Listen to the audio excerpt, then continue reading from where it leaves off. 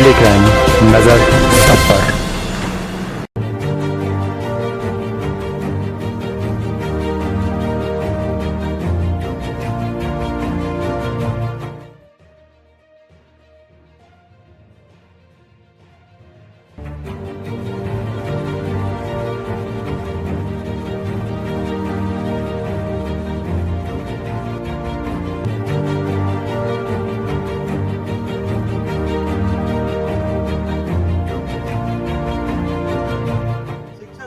प्रदेश को राष्ट्र में प्रथम पंक्ति में लाने का प्रयास कर रहा है। इस ईमानदारी और समर्पण का सुखद परिणाम यह रहा कि माननीय मुख्यमंत्री जी हमेशा मंचों से प्रशंसा करते हैं। अभी हमारे 10th की बच्ची को भी टॉप दिखी, इस तरह बहुत कई बच्चे महोदय, प्रदेश में केवल शिक्षक संवर्ग की ई अटेंडेंस योजना से हाजिरी लगने से समाज में ऐसा संदेश जा रहा है कि शिक्षक संवर्ग अपने कर्तव्यों के प्रति सजग नहीं है और दायित्व पर लापरवाह है। इससे समाज में शिक्षकों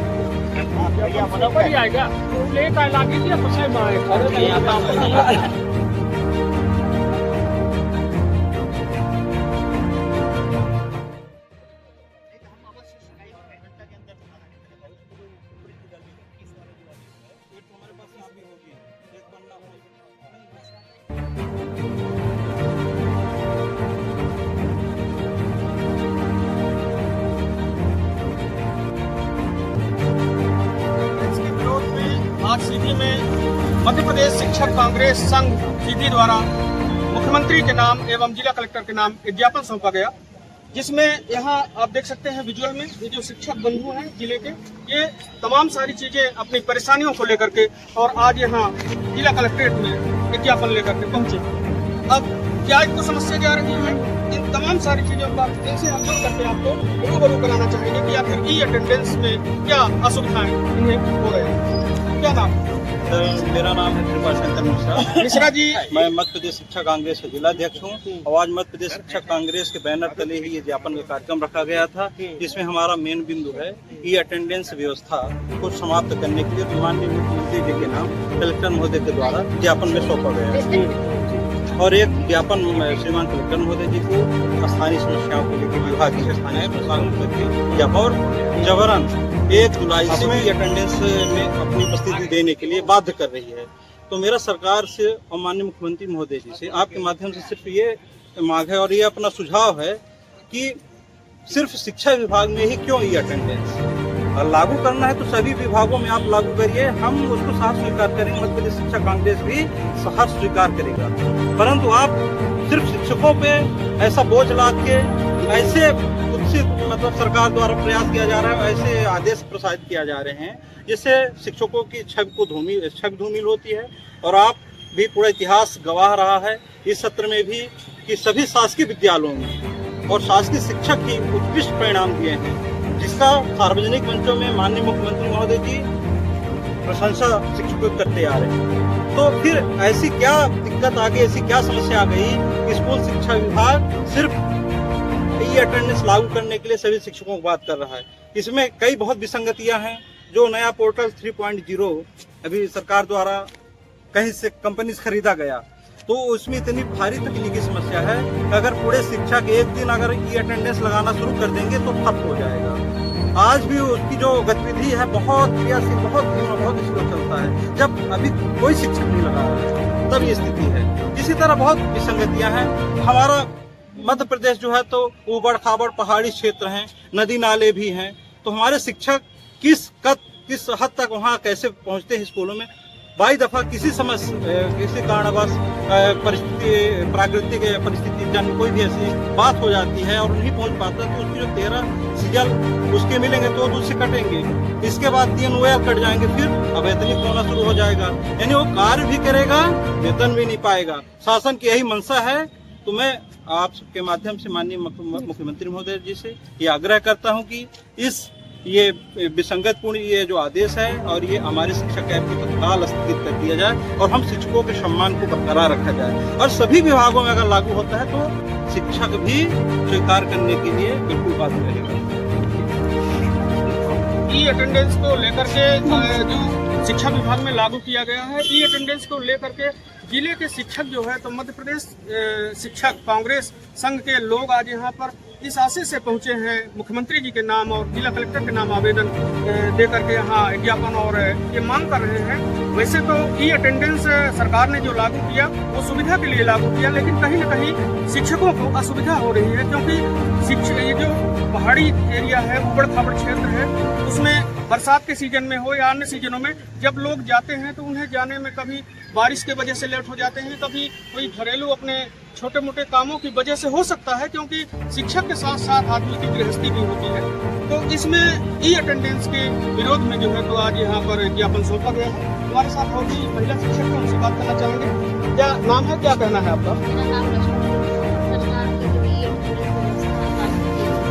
इसका विरोध करना चाहती है। सरकार किसी अन्य माध्यम से अगर शिक्षकों की हाजिरी लेती आ रही है तो उपस्थिति रजिस्टर के माध्यम से, तो उसमें क्या समस्या आ गई जो सरकार ई अटेंडेंस मोबाइल तकनीकी से जो है अटेंडेंस लेने लगी। पहली बात। दूसरी बात, सरकार मोबाइल के माध्यम से उपस्थिति वही दर्ज करवा रही है। यदि मेरा मोबाइल खराब हो, हम विद्यालय गए फिर भी उपस्थित होकर के हम क्या है अनुपस्थित माने जा रहे हैं। जल्दबाजी में हड़बड़ाहट में हम घर में मोबाइल ही भूल के चले गए। उस स्थिति में क्या होगा?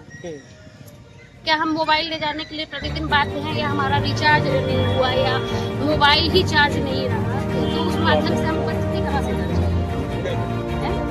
और दूसरी बात है, बरसात का मौसम है, रास्ते सही नहीं है, मध्य प्रदेश में बहुत से जिले ऐसे जहाँ रास्ते सही नहीं है। तो उस स्थिति में हम महिलाएं जल्दबाजी में कितनी जल्दी भी करेंगे, अगर भीगते भागते हम गए भी तो क्या सारा दिन वहाँ हम भीग करके बैठे रहेंगे? बताइए। वहाँ जेंट्स शिक्षक भी रहते हैं। बिल्कुल। तो बहुत सी सारी समस्याएं हैं। तो हम चाहते हैं सरकार की अटेंडेंस व्यवस्था में सुधार करे और इस बारे में सोचे।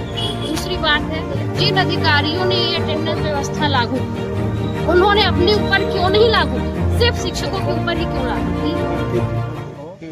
अपने ऊपर भी लागू करके देखें वो क्या समस्याएं आती, तब ना उनको हमारी समस्याओं का पता चलेगा। बिल्कुल। कि क्या समस्या आ रही ई अटेंडेंस द्वारा। बिल्कुल।